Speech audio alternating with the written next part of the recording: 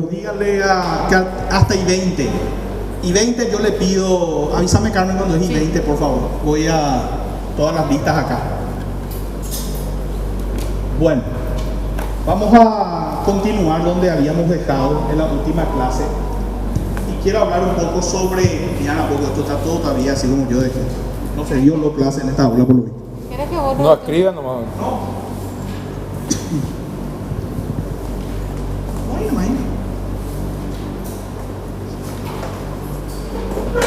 Ahí atrás. Gracias, Carlos.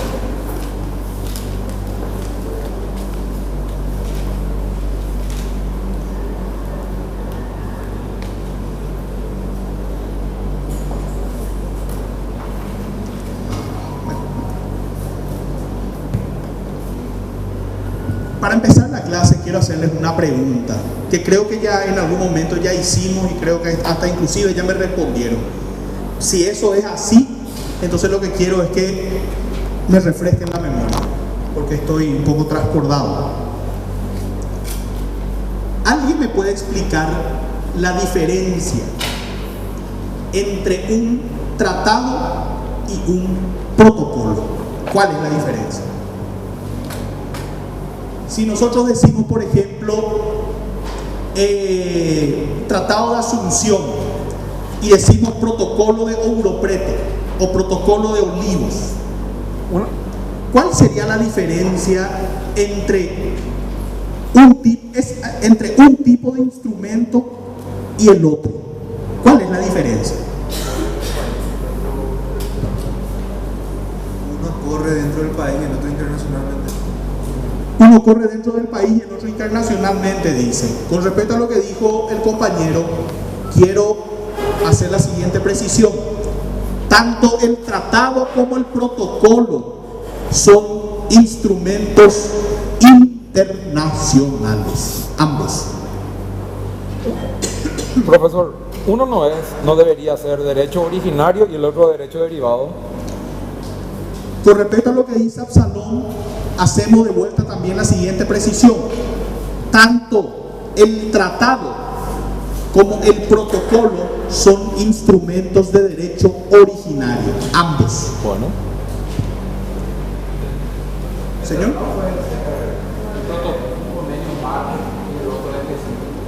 El protocolo deriva del tratado, o sea, Dice el señor que el tratado sería una suerte de convenio marco y el protocolo sería cuestiones específicas. el protocolo es subsidiario al tratado. El protocolo subsidiario del tratado, dice el compañero. ¿Alguna otra idea? El protocolo creo que sería la serie de procedimientos sobre que casos pueden ser casos así iguales para solución de controversia, no era el protocolo No. de Olivos.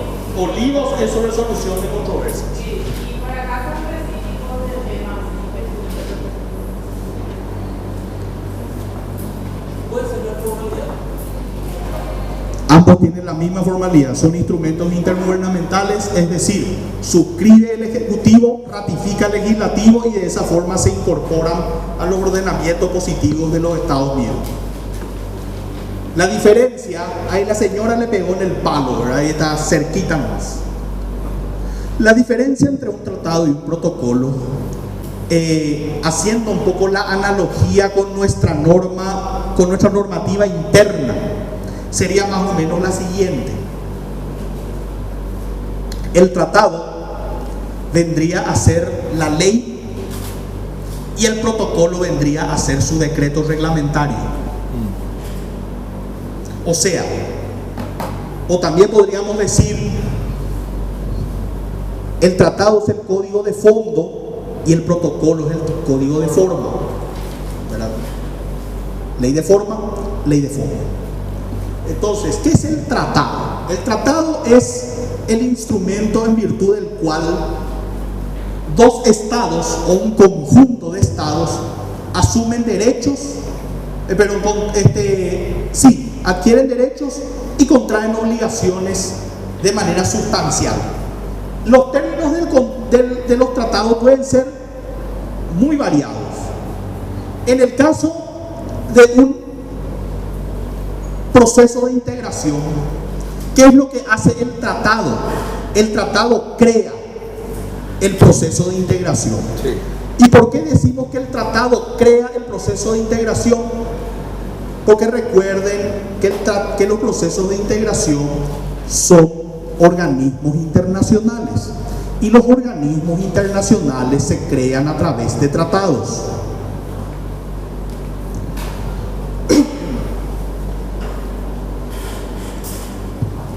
Emilio, ¿vos me querés hacer un favor? Ahí no puedo.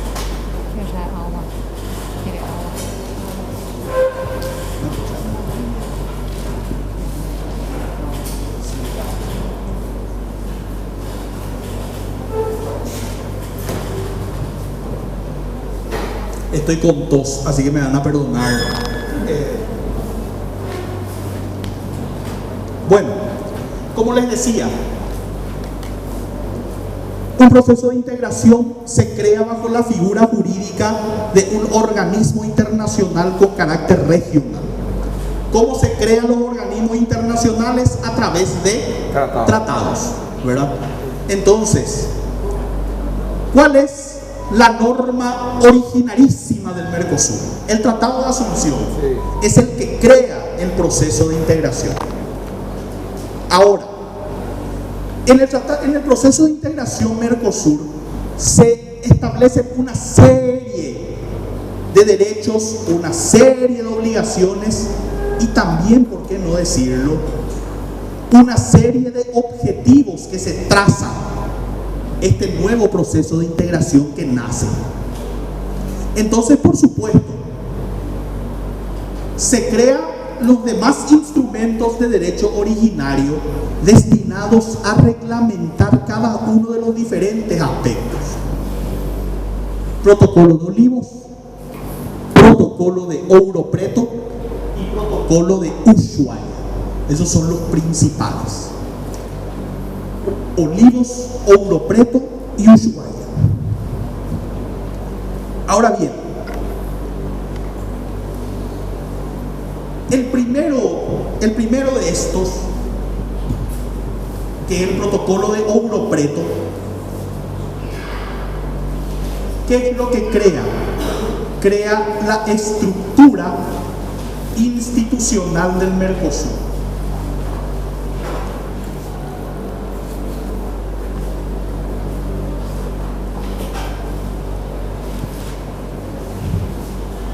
Buenas tardes. El protocolo de Ouro Preto, chicos, tiene dos gracias.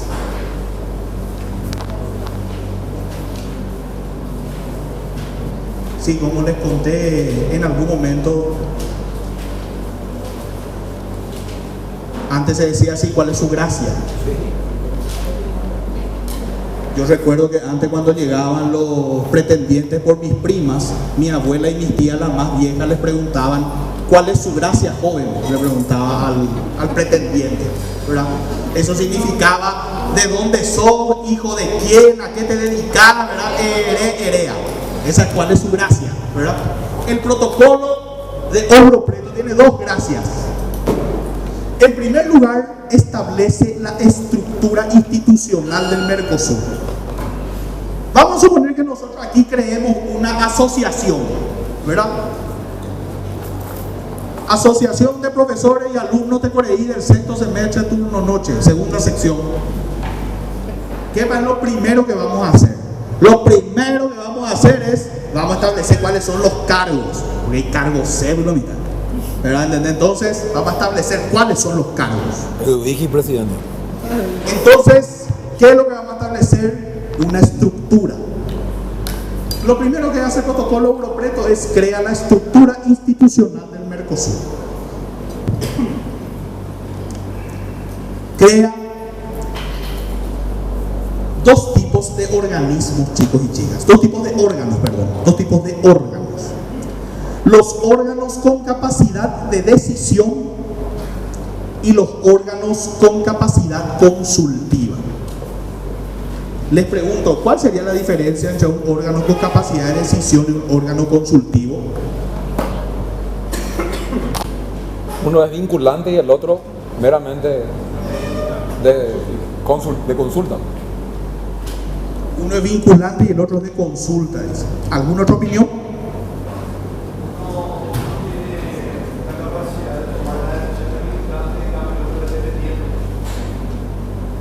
Bien, bien.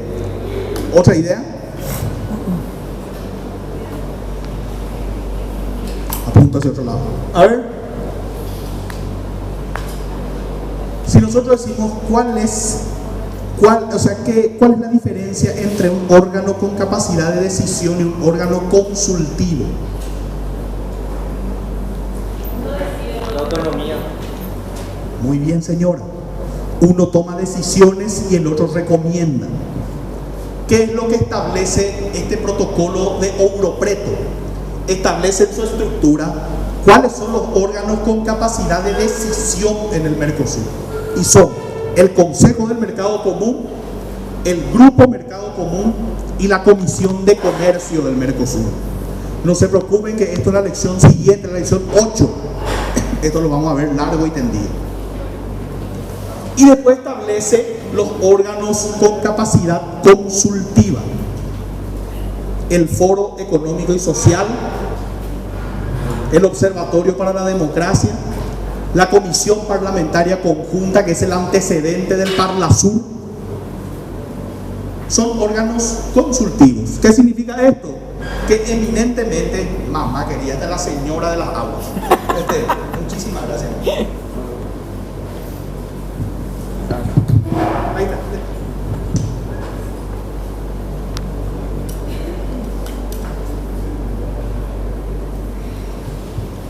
Fíjense, el aire acondicionado les va a liquidar. Les decía, órgano consultivo. Órgano consultivo significa que están constituidos solamente para que se les formule consultas. Y estos evacúen las consultas.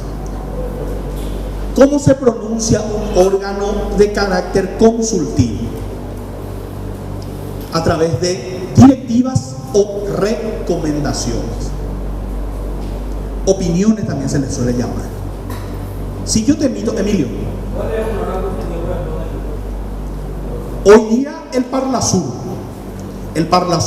el Foro Consultivo Económico y Social, el Observatorio para la Democracia, el Centro para la Promoción del Estado de Derecho, órganos consultivos.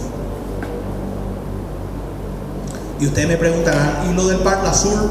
Y sí, el Parlasur es el único parlamento que no legisla. Normalmente el parlamento se crea para legislar, pero bueno, es un animal raro, del cual vamos a hablar después. Más raro eran sus antiguos miembros. Más raro eran sus antiguos miembros. Entonces, Ouro Preto lo que establece es esa estructura. Para hablarlo en términos mundanos, terrenales y hasta carnales, si se quiere, lo que establece el protocolo de Ouro Preto es el organigrama del Mercosur. Claro. Y establece otra cosa no menos importante. Le dota al proceso de integración, en este caso al Mercosur, a este organismo internacional llamado Mercosur, de personalidad jurídica de derecho internacional.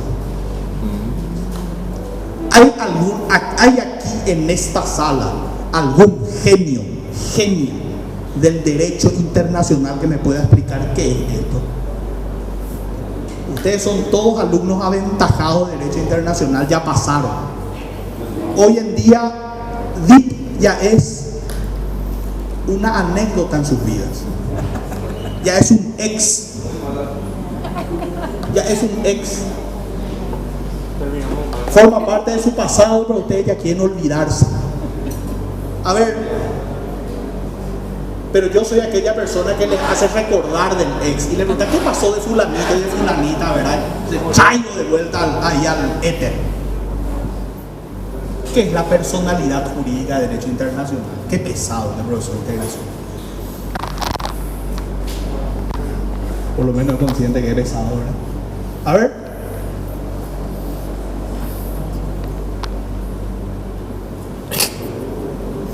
Dale, Tiago. Vos sacaste 5. ¿Qué hago? ¿Qué hago?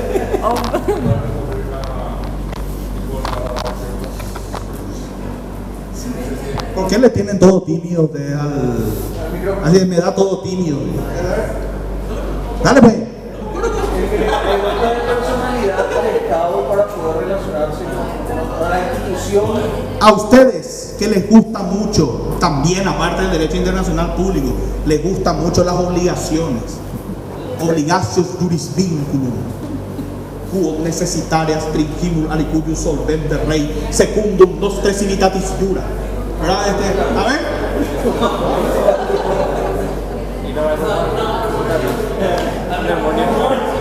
Vamos a preguntar, vamos a hacer una consulta y estoy casi seguro de que gran parte de ustedes me van a decir, profesor, nosotros somos generación pandemia, pero igual voy a correr el riesgo. ¿Alguien me puede explicar aquí en términos técnicos? No quiero escuchar la definición que me da el chiclero. Una vez salió una alumna así y me dijo, ¿por qué le desprecias al chiclero? No, realmente, no, ¿por qué nos desprecias a nosotros de esa forma comparándonos con el chiclero? No, le estoy menoscabando al chiclero comparándole con ustedes. Pero entonces, pero no. Yo en serio tenía un profesor en doctorado que nos preguntaba, ¿qué es el contrato de X cosa? ¿Y qué es el contrato de mutuo bancario? Preguntaba, y yo le daba la respuesta y me decía, sí, Gavilán, me decía. Pero esa respuesta me da el operador de call center del banco, me decía. Yo quiero escuchar la opinión del asesor jurídico. Entonces, ¿alguien me puede explicar aquí lo que es la capacidad? Bien explicado. Hagan la cuenta o hagan de cuenta de que estamos en el examen oral y yo te digo, si me contestas yo te voy a poner un 2. O si no, ya sabes tu destino. Entonces tenés que tratar de explicarme bien explicado. Aquella señorita que se paró, ella me va a explicar. ¿No?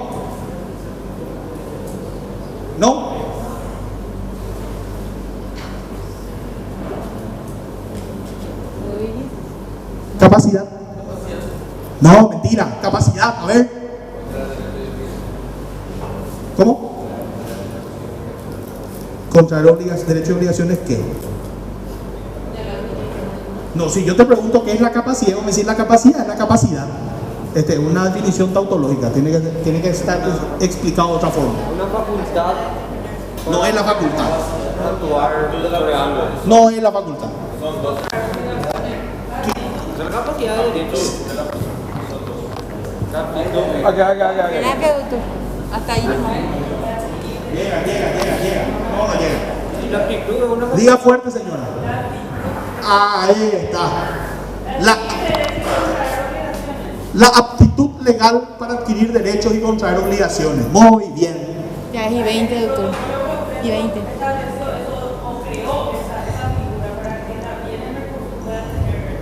Un ratito, señora. Es muy interesante lo que me estás diciendo. Hasta esa señora que acaba de llegar, o señorita, la de rojo, la que me levanta la mano, hasta ella puede firmar y después ya me trae la lista. Acá tampoco llegó. ¿Qué pasó? ¿Quién tiene las listas retenidas ahí? ¿Dónde están mis listas? Señor, ¿le puede pasar a aquella señora de rojo y después a ese delincuente que acaba de llegar también? Y a ese otro delincuente. Al chiclero también dice. Autodenominado. Te puedo pedir un favor a vos que acaba de llegar, como prenda, ponete en la puerta y decirle que nadie puede entrar hasta que todos firmen la lista. Después van a entrar. Dale. Vos vos sos el Reichsprotector de Bohemia y Moravia. Vos vas a ejercer el protectorado. A ver. Acá falta. Yo dije que era una lista para esta fila y otra lista para esta fila. ¿Dónde está la lista de esta fila? Ahí está, viene la señorita.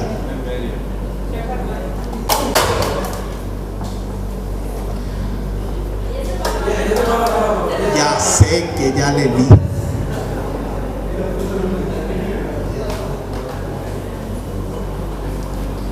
¿Quién falta firmar? Mamá querida. Y la otra lista. Y la otra lista. Hacemos una cosa al salón. ¿Tenés una tercera? Voy a ver. Y te falta la otra lista. Está retenida. Yo voy a empezar que le hago en este tema, ya les aviso. No tengo mouse. Ahí ya tiene, bueno, no importa. Ahí ya va a firmar el señor. Y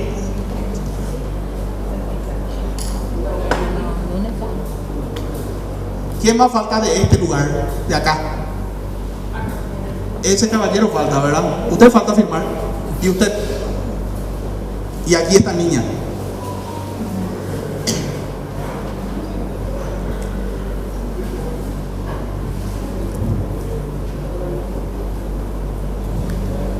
Aquel señor que está firmando la lista, que está parado, quiero que me traigan la lista. O sea, firmame todo y tráeme la lista. ¿Qué más falta del fondo? Ahí la gente del fondo. ¿Qué más falta?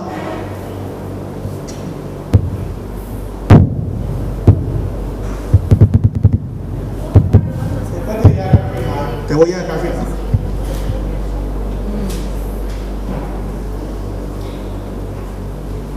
Entregarle a esa niña. Vos le entregás a este señor que está ahí y se terminó la historia.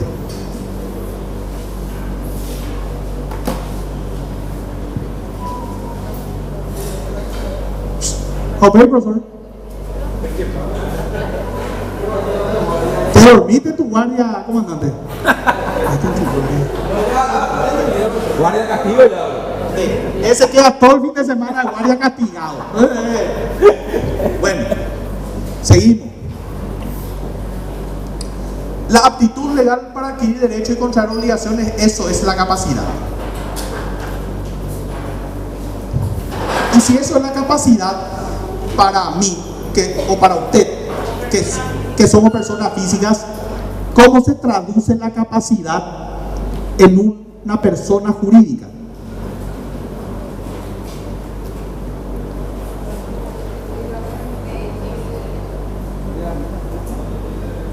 También tiene la misma capacidad de... A la capacidad en las personas jurídicas se les llama de otra forma.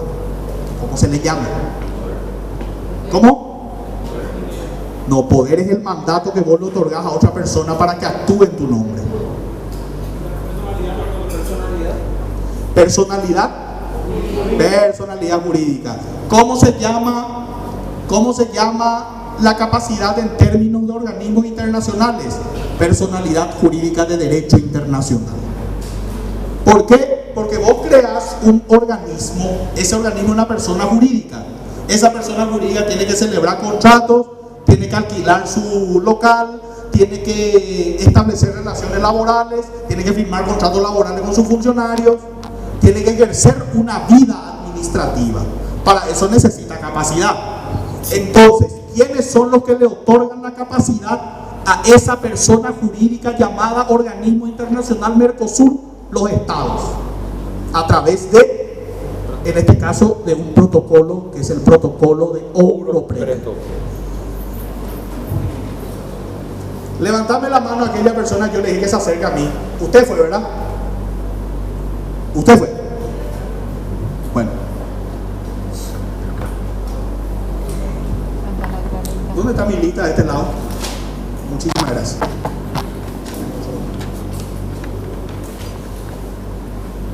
La otra. De al filo la navaja, por el parante. Señor. Sí, también. Ambos son ratificados por ley del Congreso. Por eso expliqué, ambos son instrumentos internacionales, ambos son de derecho originario, o sea, ambos requieren ratificación legislativa para incorporarse. Entonces,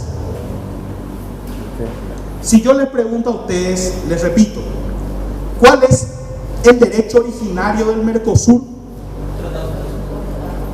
El Tratado de Asunción, estos 3 protocolos y el protocolo de adhesión de Venezuela como Estado miembro del Mercosur. Ahora, ayer la Cámara de Diputados del Brasil dio pulgar arriba para el ingreso de Bolivia al Mercosur como miembro pleno. Señor, protocolo de Ushuaia. El protocolo de Ushuaia, perdón, el protocolo de Olivos, chicos, es el protocolo sobre solución de controversias en el Mercosur. ¿Qué es lo que se dice? Las controversias que puedan surgir del relacionamiento en el proceso de integración se dirimirán en el seno del bloque. Fantástico. ¿Cómo lo hacemos? Entonces ahí salió el anexo 3, que fue el sistema provisional de solución de controversias del Mercosur. Después pasamos al protocolo de Brasilia y finalmente al protocolo de Olivos, que derogó Brasilia y quedó como el protocolo vigente de solución de controversias en el Mercosur. No se preocupen por eso, que toda la lección 9 trata sobre solución de controversias. Entonces vamos a explicar largo y tendido. Esa es la parte que te preocupa. No, porque ahí te va a quedar más clara la idea. Y el protocolo de Ushuaia sobre compromiso democrático. ¿Recuerdan ustedes en la primera clase de integración? Que se van a acordar.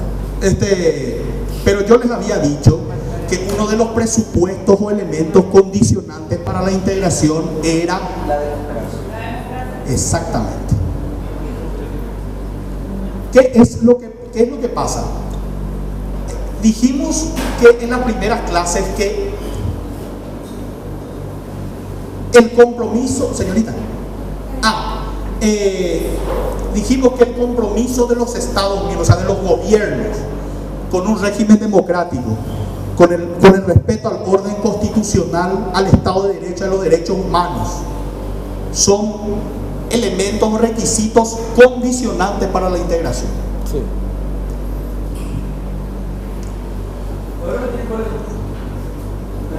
Sí. ¿Qué pasó? Espera.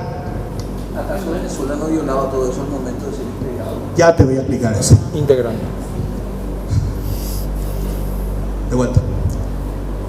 Los gobiernos de los estados parte tienen que tener un compromiso con la democracia, el respeto el respeto al orden constitucional, al Estado de Derecho y a los derechos humanos. Corría el año 2012, mi buen amigo. Yo empezaba a enseñar Derecho de la Integración. Como les conté, era joven, parecido y bien prometedor. Y yo,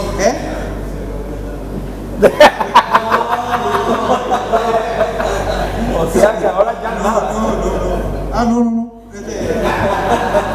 Me insultó y no me quiere insultar a viva voz. A ver, y yo les decía a mis alumnos aquel entonces, que también ya son viejos, ¿verdad? O sea que por lo menos hace 8 o 9 años que se recibieron. Les decía que nosotros, República del Paraguay, le estábamos tocando la oreja, como se dice en la jerga popular, a nuestros socios del Mercosur. ¿Por qué? Porque Impedíamos. la Venezuela de Hugo Chávez quería ingresar al Mercosur como Estado pleno. Ellos ya eran estados asociados, querían ingresar como miembro pleno. El Congreso argentino, ya voy a explicar, el Congreso argentino, manejado por los Kirchner, socios ideológicos y comerciales de Hugo Chávez, ratificaron el protocolo de adhesión de Venezuela. Brasil, Lula y Dilma, adentro. Uruguay, Pepe Mujica. Mujica, adentro. El presidente Duarte Frutos, que era medio izquierdoso también, ¿verdad? Firma, suscribe. Y va el protocolo de adhesión de Venezuela al Congreso paraguayo dominado por la derecha. Recuerden que Nicanor, usted era muy joven, Nicanor no tenía mayoría en el Senado. ¿Y qué decide? Entre liberales, patriarcalistas, derecha, oviedistas, gracias, atajan y no le dan la ratificación legislativa al protocolo que había suscrito Nicanor. Por ende, Venezuela no podía ingresar porque 45 tipos en Paraguay le decían que no. ¿Y cuál era la explicación? Decía, el régimen del señor Chávez, existen serias dudas de su compromiso democrático, de que respete el orden constitucional, el Estado de Derecho y los derechos humanos. Y con esos antecedentes, siendo esto un elemento condicionante, no puede ingresar. Entonces yo les decía por eso que cuando eso, en aquel entonces era todo un grupo de presidentes y de gobiernos con la misma tendencia ideológica, pero recuerden que en el Mercosur las decisiones deben tomarse por unanimidad. Entonces ahí se trancaba el ingreso de Venezuela al Mercosur como Estado pleno. ¿Qué fue lo que pasó? En el año 2012, como consecuencia del juicio político al presidente Lugo, al Paraguay lo suspenden en su participación como miembro pleno del Mercosur, y ahí deciden en ese mismo acto el ingreso de Venezuela como Estado miembro del Mercosur. Por la ventana. Esa es la verdad de la milanesa. Después, que se haya legitimado después de una u otra forma, ¿cómo no? Les concedo. Pero que Venezuela ingresó por la ventana, ingresó por la ventana. Y eso no es cuestión jurídica, es una cuestión eminentemente jurídica. Gracias, Jonathan. Es una cuestión eminentemente jurídica. Es más, cuando Paraguay atiendan bien, Paraguay es suspendido en una supuesta aplicación del protocolo de Ushuaia. Sí. Y no se activó el mecanismo establecido en el protocolo de Ushuaia para aplicarle una sanción que en este caso iba a ser la suspensión.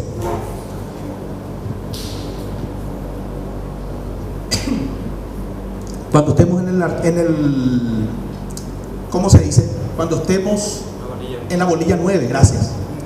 En la bolilla 9 voy a explicar largo y tendido lo que pasó ahí. ¿Por qué? Porque el Paraguay recurrió ante el Tribunal Permanente de Revisión del Mercosur. Recurrió más. ¿Verdad? En primer lugar su suspensión y en segundo lugar la incorporación de Venezuela. Y comimos, hablando muy coloquialmente, comimos un violento acapete jurídico por plantear mal nuestra demanda. Y después les voy a contar qué fue lo que pasó, porque me va a llevar, en serio, me va a tomar mucho tiempo, para que vean que es súper importante que nuestro sistema, que en nuestro foro haya personas que entiendan estas cosas. Porque el equipo de la defensa paraguaya de la Cancillería había juristas, pero de altísimo renombre, pero ninguno de ellos manejaba integración. Y el único que podía asesorarle al Paraguay en esto con conocimiento era el profesor Roberto Ruiz Díaz Labrano.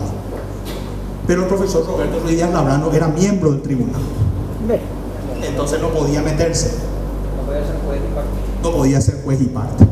Entonces sale el laudo arbitral contrario a las pretensiones de Paraguay con la firma del profesor Ruiz Díaz Labrano. Nunca me voy a olvidar que allá en la rampa, en la entrada de la facultad, me agarra un profesor, el nombre me reservo, y me dice: tu jefe de cátedra es un traidor.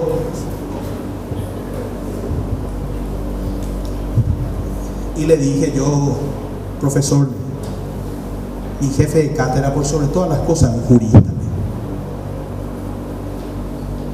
¿Cómo él en un laudo arbitral va a plasmar todo lo contrario de lo que siempre le enseña a sus alumnos en integración? No puede. Y me dijeron, vamos a demandar, el señor profesor me dice, vamos a demandar al Mercosur ante la Haya. Profesor, usted no le va a poder demandar al Mercosur ante la Haya porque la carta de la Corte Internacional de Justicia de la Haya dice que solamente se le puede demandar a los estados, no a organismos internacionales. Y le vamos a demandar uno a uno. Como profesor, si el Brasil no ratificó el estatuto de la Corte, por lo tanto no ratifica su jurisdicción. O sea, vamos a seguir metiendo la pata. Entonces,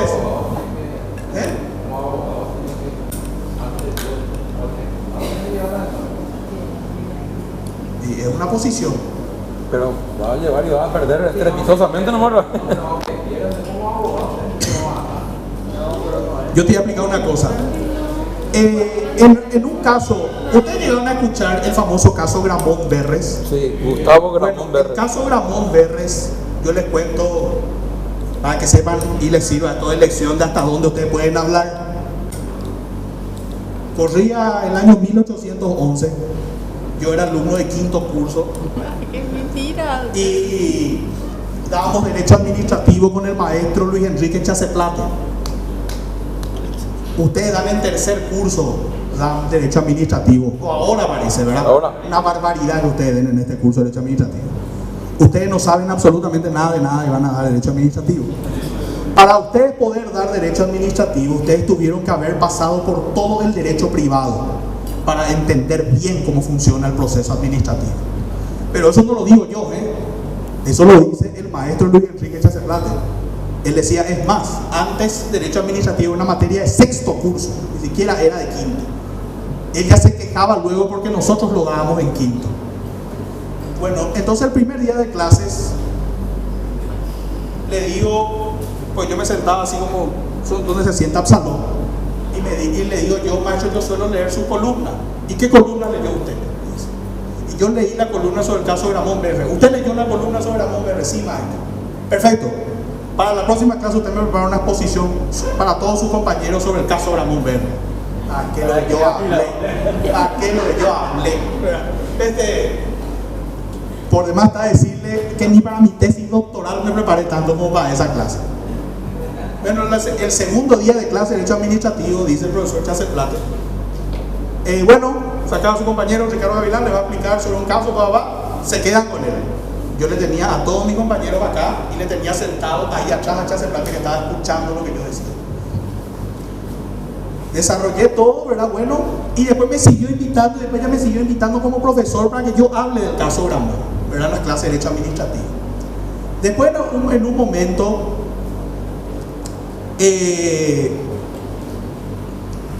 corría el año 2013 y la Comisión de Relaciones Exteriores del Senado, le convoca a un grupo de expertos para hablar sobre el caso Gramón y le convocan al profesor Chace, y el profesor Chace se tomó el atrevimiento, ¿verdad? Pero como él se tomó el atrevimiento de decir, yo quiero que se le invite también al doctor Gavilán.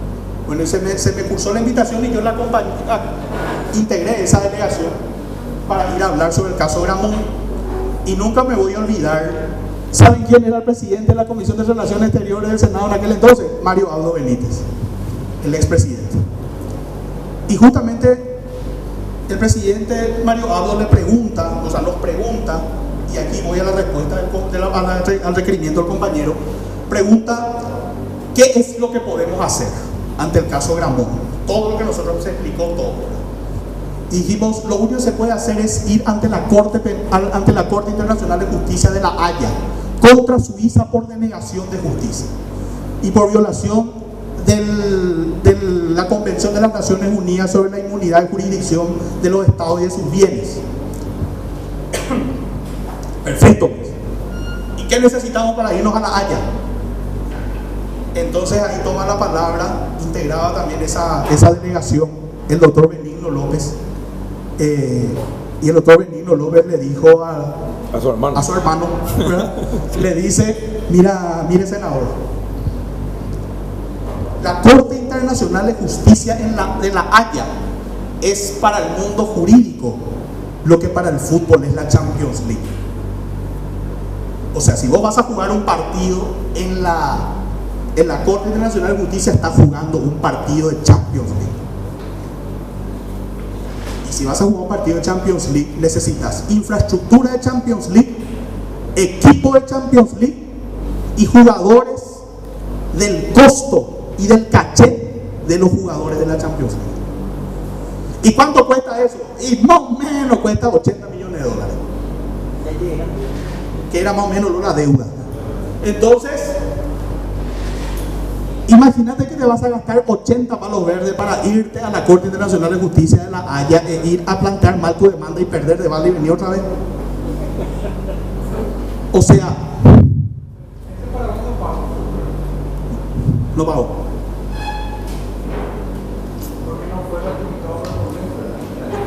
Mamá quería. Ese sí que otra clase necesito también aplicar para explicar lo que pasó ahí. Difícil. Pero sí, básicamente, o sea, entre otras cosas, fue eso lo que pasó. Falsificó, ¿no?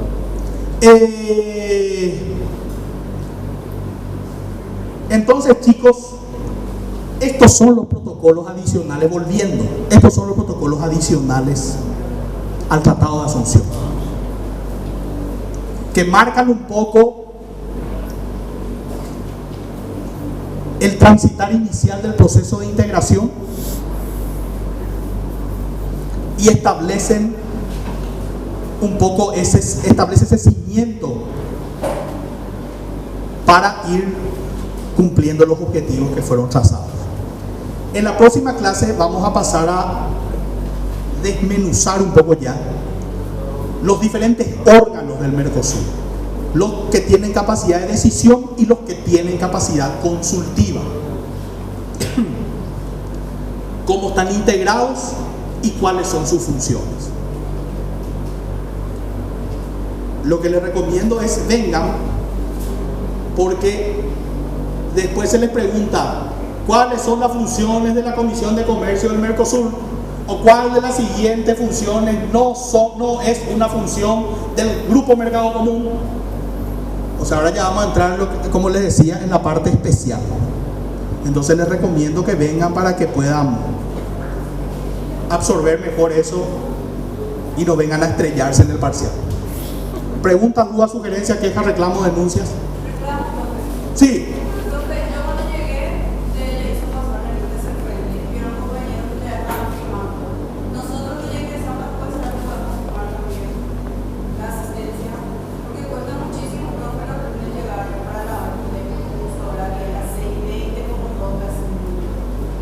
Pero media hora después de la entrada.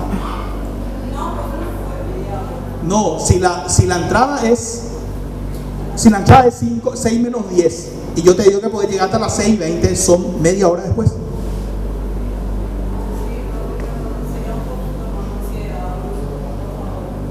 ¿Y la consideración conmigo? Bueno, vamos a hacer una cosa, señores.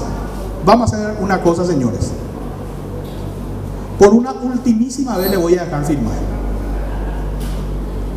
Porque si les dejo firmar ahora, que es lo que voy a ser compasivo, pero voy a ser injusto. Porque los que vinieron acá ahora me pueden decir, ok, profesor. Pero la próxima clase yo ya les aviso, chicos. Y quien avisa no traiciona. A las 6:20 yo retiro las listas.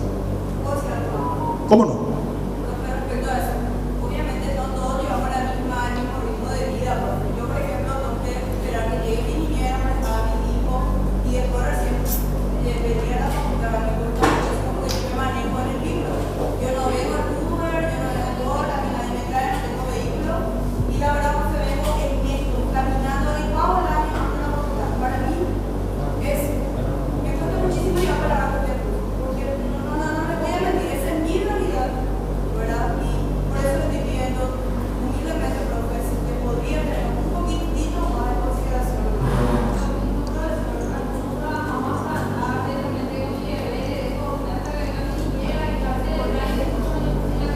A ver, señorita, ¿cómo te llamas vos? No, tu nombre nomás. Liz. ¿Vos cómo te llamas? ¿Cómo? Jenny. Jenny o Jenny. Jenny. Sí, yo te digo opciones. Jenny. Bueno, acá me dicen un tercer nombre, ya me confunde. Bueno, quedamos así. Yo les voy a decir una cosa, señores, y espero ser muy claro. Te puedes sentar, te voy a dejar firmar, te puedes sentar. Yo les voy a decir algo y vamos a ser aquí todos muy sinceros. Yo aquí, de algunos nombres, sé el nombre de Emilio, sé aquí el nombre de Tiago, sé el nombre de Absalón, sé unos cuantos nombres, ¿verdad? Y al resto le conozco por los rostros. Y por los rostros yo puedo saber, va a ir regular por alguien el que siempre viene o el que está casi siempre. Señores, la otra vez fue en la parcial y tuve 350 ñatos y yo no sé ni quiénes son. Yo me puedo sentar a llorar con ustedes. Y realmente les compadezco y les admiro, porque vienen a pesar de todas las vicisitudes que tienen. Pero yo no voy a consentir. Y ahí sí que se van a enojar conmigo, pueden putear mi contra, pueden escracharme, pueden denunciarme, pueden hacer lo que ustedes quieran. Pero yo no voy a consentir que ustedes vengan 5 minutos antes de que termine la clase, entren y figuren tan presentes como la gente que vino desde las 6 menos 10 acá. Porque no es justo. No es justo con sus compañeros y no es justo conmigo y ni con ustedes mismos. No voy a consentir. Puedo ser, ya te doy la palabra, puede ser un poquitito más, 5 minutos más, 5 minutos menos. Gente, ya pasó. Todo lo que ustedes hacen, yo inventé. Allá afuera me usan en mi lista. Y después vienen acá con 300 nombres y acá hay 100. Y eso es porque corre la lista hacia la Bartola. Y yo me niego. Después de ese parcial, yo me niego. Hay gente que no viene y no le voy a habilitar por asistencia que me parta un rayo si estoy mintiendo. Señorita.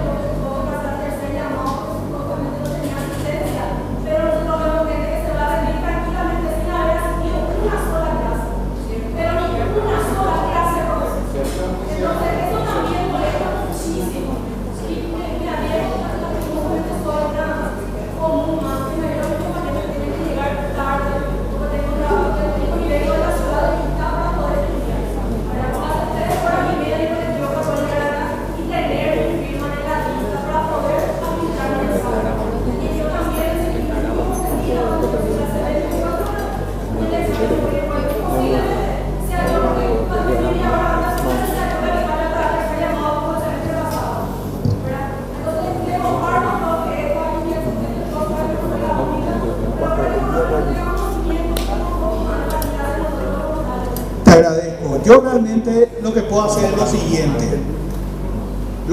siguiente. Y normalmente se dice que no se legisla para la particularidad, se legisla para la generalidad. Y después están los casos particulares, ¿verdad?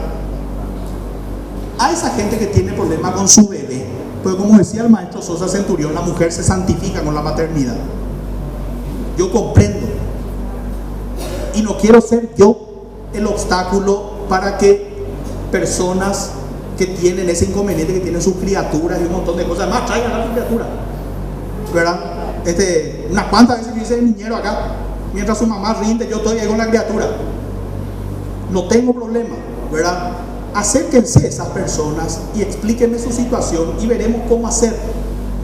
Pero yo no puedo hacer correr la lista hasta 5 minutos antes para que me lleguen acá los fantasmas, ¿verdad? Por 3 mamás que tienen ese problema. Prefiero que se acerquen las 3 mamás que me expliquen y yo les voy a tener consideración a esas 3 mamás y no a los 300 ñatos que nunca vienen. No, claro, hoy ponado, pero quieren que le diga una cosa, por este plagueo, yo ya no pude no llamar la lista para saber quién está acá.